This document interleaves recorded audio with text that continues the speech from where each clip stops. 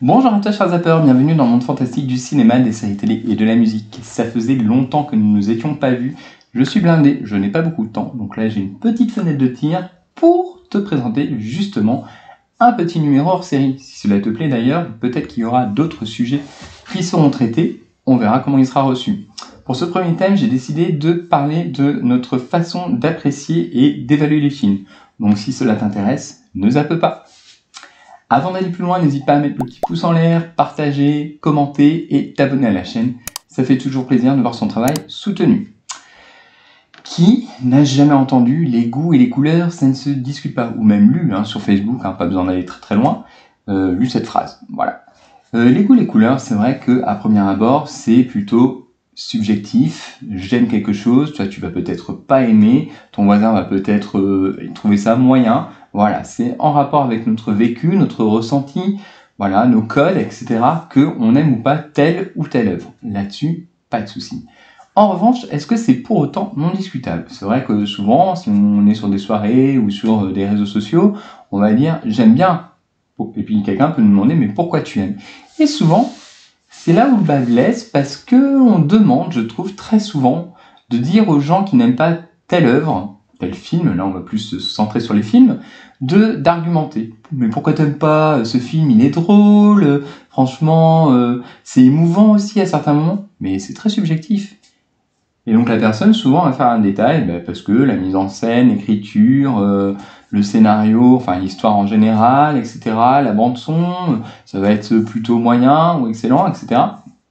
Et la personne en fait qui va par exemple dire que le film est moyen, on va prendre un petit truc en plus, par exemple sorti cette année, moi c'est un film que j'ai trouvé vraiment mauvais, j'ai pas vraiment aimé ce film, pour des raisons vraiment purement personnelles, du côté subjectif, mais aussi pour des raisons objectives, voilà, au niveau mise en scène, je trouve que il n'y avait rien, au niveau écriture des personnages, c'était très stéréotypé, il y avait toujours les mêmes running gags pour tel ou tel personnage, donc c'était pas non plus très drôle. La musique ne rattrapait pas le truc, parce qu'on avait toujours clic clic pam pam pam par exemple, et puis le scénario, l'histoire globale en fait, a été aussi basique puisqu'on devinait la fin assez rapidement, assez très rapidement. Mais...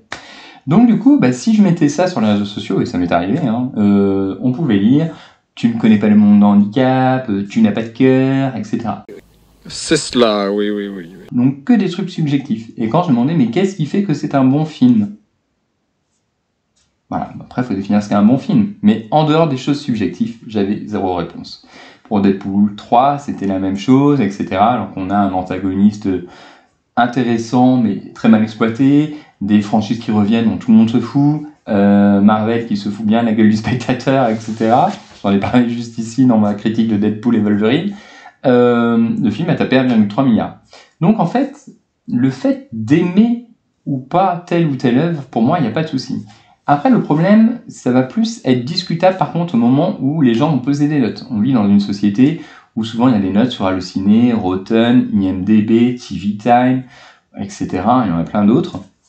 Et si par exemple je reprends le cas d'un petit truc en plus, le film sur Allociné tape un petit 4,2 sur 5, ce qui lui fait un 16,8, et donc ce qui équivaut sur les trucs Allociné entre un film très bien et excellent, en sachant qu'on est plus proche de l'excellent, parce que là on est à 16,8 sur Allociné. Donc ça questionne, parce que les gens aiment un petit truc en plus, parce que ça les a fait rire, parce que le thème les a touchés, etc. Pas de souci. Qui mettent 4,2 au film, un 16,8, que ça en fasse un excellent film, là par contre pour moi ça me questionne, parce qu'on est quand même plus proche du téléfilm, de la production Camping Paradis, que d'un film digne de ce nom, quoi. Enfin, un film où il y a un réel travail.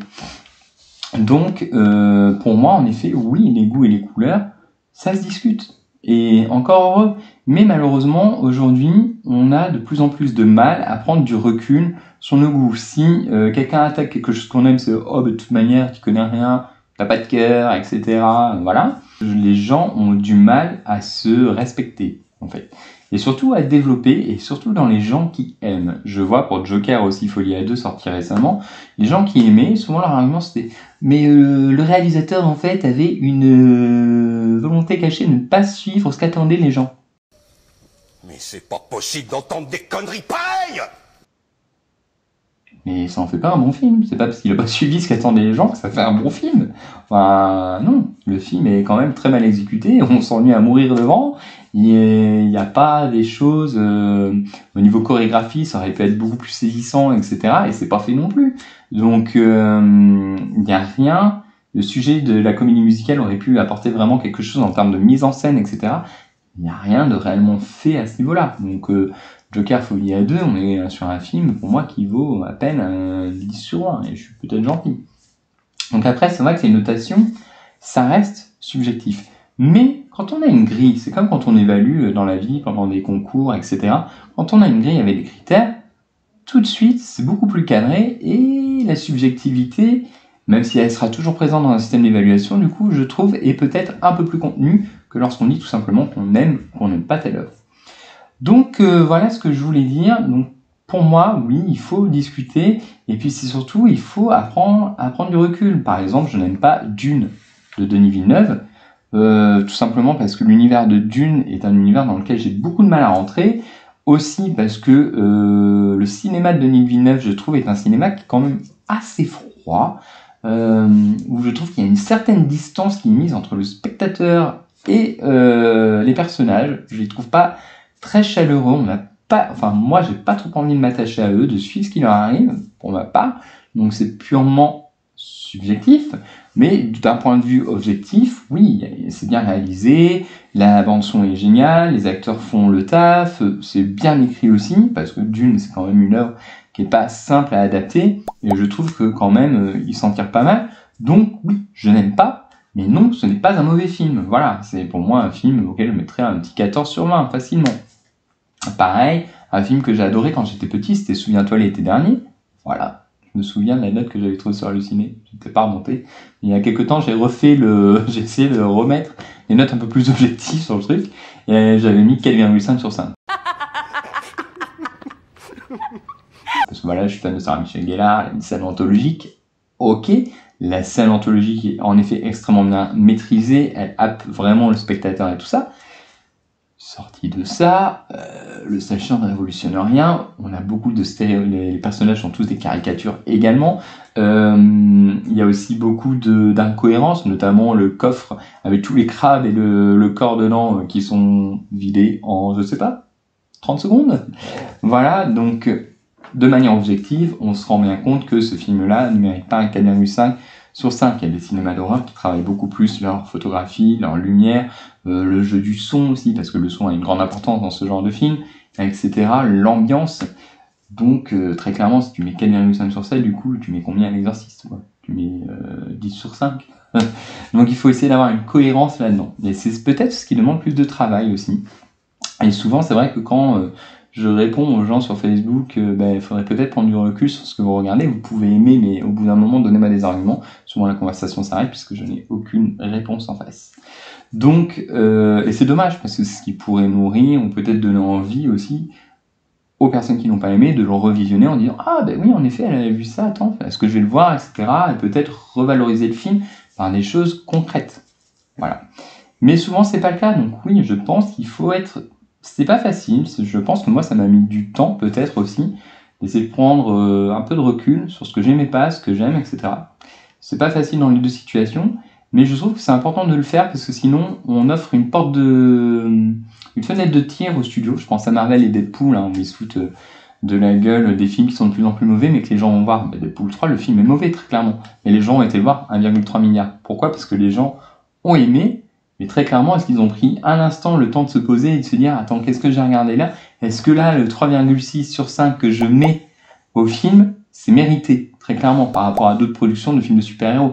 Par exemple, on prend Watchmen de Zack Snyder, ou si on prend ne serait-ce que le premier Iron Man, qui était quand même bien plus intéressant. Il y a d'autres films de super-héros aussi qui sont très bien maîtrisés. Moi, j'adore le remake de Kick-Ass, ce que je trouve est relativement fidèle à la BD, pour avoir lu le comic qui est juste derrière moi.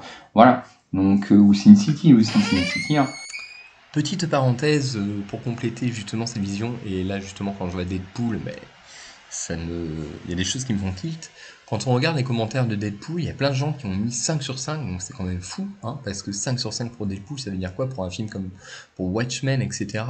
Ça questionne quand même. 5 sur 5, en fait, il suffit d'agiter des références, voilà. Même des références dont tout le monde se fout. Elektra, les 4 Fantastiques, qui aujourd'hui trouvent ces films bons? Pas grand monde, et pourtant, en fait, les gens, tu leur agites ça fait un truc de dingue. On leur donne un scénario toujours aussi bidon, mais on leur met des running gags, on leur met du gore, on leur met des choses trash, des choses que les gens n'ont pas forcément l'habitude de voir au cinéma. En tout cas, à l'état actuel des choses, c'est vrai que moi j'ai pas souvenir de voir des films où il y a des choses trash, gore, etc., vulgaires comme ça constamment. Et tout de suite, les gens se disent ah, c'est exceptionnel, ça suit pas la mouvance habituelle. Du coup, moi j'aime ça, je me sens aussi un petit peu à part de la masse qui aime bien les films woke et tout ça. Et au moins Disney prend du recul. Il a compris que les films Marvel qu'il proposait étaient pas terribles et qu'il faisait du wokisme, etc. Mais en fait, Disney se fout de votre gueule, en fait, les gars. C'est que en regardant ce film et en le notant, vous donnez de l'argent à une production qui, en fait, n'a rien proposé de très fou en termes de mise en scène, n'a rien proposé en termes d'écriture. D'ailleurs, il y a même quelqu'un qui dit que le scénario tient sur un post-it, fait revenir des licences dont tout le monde se fout, et fait semblant d'avoir pris de recul sur des films Marvel qui étaient pourris, mais très clairement, en fait, Marvel s'en fout. Eux, tout ce qu'ils veulent, c'est engranger du fric. Et vous contribuez à ça, et vous avez le sentiment d'être exceptionnel en aimant les films qui sortent un petit peu de la marge. Mais si vous prenez le temps de regarder réellement ce que vous avez en face de vous, de ce que Marvel vous propose, en fait, le film est très clairement mauvais. Et quand je lis, c'est parce que ça m'est arrivé de lire dans les commentaires, là, si vous allez sur Halluciné, qu'il y en a qui disent que c'est le meilleur film depuis Avengers Endgame, mais sérieusement, par exemple, si on prend Doctor Strange, The Madness of Multiverse, un truc comme ça, je me souviens plus du titre exact, le film est quand même 1000 fois mieux que Deadpool et Wolverine, en termes de mise en scène, en termes de proposition cinématographique. Donc, faut, je pense, quand même un petit peu se calmer et essayer de vraiment prendre du recul sur ce qu'on regarde. C'est important. Et quelque part, ça peut aussi expliquer le succès justement de films comme Spider-Man No Way Home. Voilà, il y a le doudou nostalgique, mais le film en fond est un film quand même plutôt mauvais aussi, dans son exécution, le contenu, etc.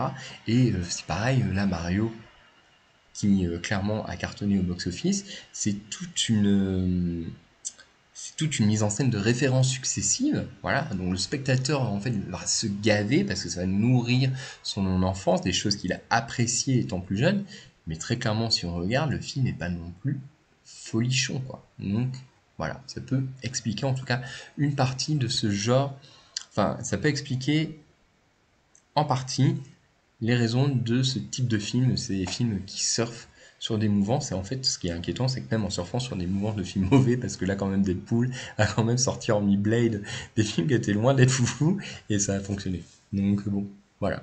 Mais l'état, ça fait peur pour le cinéma, c'est vrai. Donc du coup, est-ce que les gens prennent le temps de mettre du recul, de mettre en perspective par rapport à d'autres œuvres de cinéma qu'ils ont aimées, un Batman le défi, etc. On ne sait pas trop. Quoi qu'il en soit, si les notes étaient peut-être plus basses, ou si la critique était moins dithyrambique, si on fonctionnait moins avec le cœur et le « Waouh, c'est super, j'adore », ben peut-être que ce film-là aurait fait moins box-office, et du coup, en ayant moins de recettes, peut-être que les studios réfléchiraient à dire « Attends là, le spectateur est un peu exigeant, il faut peut-être qu'on travaille un peu plus l'histoire et ce qu'on propose en termes d'intrigue pour les gens. » Mais malheureusement, on ne vit pas dans une société comme ça. Je trouve que le cinéma se dégrade beaucoup, et que je parlerai des films qui sont le top box-office mondial. Je reviendrai dessus film par film, mais quand on regarde le top box-office mondial, quand même, on se rend compte que les films qui sont dedans sont quand même loin d'être des chefs-d'œuvre, et pourtant ils ont engrangé des milliards. Voilà. Donc, les goûts et les couleurs, ça se discute. Par contre, je dirais juste une dernière petite chose, ça se discute dans le respect, bien entendu, de la personne. Mais après, c'est vrai que des fois, c'est quand même un petit peu embêtant parce que les gens qui aiment quelque chose, quand on me dit t'as pas de cœur, tu connais pas le handicap, ben si, je connais bien le milieu du handicap, justement, j'y baigne, donc j'ai du cœur, mais c'est juste que ce film-là me touche pas, et puis il aurait pu me toucher si ça avait été travaillé, mieux écrit, etc. Voilà. Donc, ou Avatar 2 aussi, par exemple, dont Durandal a parlé, il a fait une très bonne vidéo qui revient sur tous les défauts de ce film qui sont innombrables et qui fait que c'est une œuvre vraiment médiocre pour le coup. Donc voilà ce que je pouvais dire sur ce film, les goûts et les couleurs, c'est subjectif, mais ça se discute. Et ça se discute, il faut pas se cacher derrière des faux arguments, parce que je voulais revenir sur un qui m'agace particulièrement sur les réseaux sociaux, c'est lorsque tu critiques un film, on te dit bah vas-y toi, réalise un film. Alors attends, tu critiques peut-être même des politiques que t'aimes pas, est-ce que t'es politique? Tu critiques certainement des marques de voitures que t'aimes pas, est-ce que tu fabriques des voitures? Tous les jours en fait, on passe notre temps, on s'en rend plus compte à donner notre avis, mais c'est pas pour autant que qu'on crée les choses qu'on juge à longueur de temps. Donc ça, c'est un argument fallacieux, et je pense que c'est justement, ça révèle généralement, à mon sens, un manque de réflexion sur le sujet en question. Voilà, je voulais juste placer ça comme ça. Une œuvre, c'est fait justement pour créer des échanges, etc. Et d'aller au-delà du simple j'aime. C'est vrai, dans une soirée entre amis, t'as été voir tel film? Ouais. T'as aimé? Ouais. Ok. Bon. On arrête là alors, du coup. Donc c'est un peu dommage. Et du coup, c'est vrai qu'il faudrait quand même, je pense, essayer de s'ouvrir un petit peu et de remettre en perspective les choses qui nous sont servies à longueur d'année. Voilà. Pour peut-être permettre de changer les choses et que Marvel arrête de se foutre de notre gueule, par exemple. Je parle de Marvel, mais je parle aussi des studios en général, quand on voit toutes les franchises, les reboots, etc. Peut-être que ça permettrait justement de créer un petit peu de matière, d'avoir des choses un peu nouvelles à se mettre sous la dent. Donc si tu as aimé cette vidéo, n'hésite pas à liker, commenter, partager. Dis-moi en commentaire ce que tu penses de ce sujet, si pour toi les goûts et les couleurs ça se discute. Voilà, et puis je te dis à très bientôt, j'espère te proposer un nouveau numéro. J'ai mon idée, j'ai un zap tout court, revenir sur l'histoire d'un film, et je te dis pas lequel pour l'instant, à te présenter. J'espère que j'aurai le temps de le tourner avant les fêtes de Noël, parce que j'ai aussi les top flops 2024 qui vont arriver, séries et films. Donc j'ai essayé de te faire ça, et je pense que ça sera le dernier numéro avant le top flop 2024, et qu'il ne devrait pas y avoir autre chose avant. Je te dis à très bientôt, bye.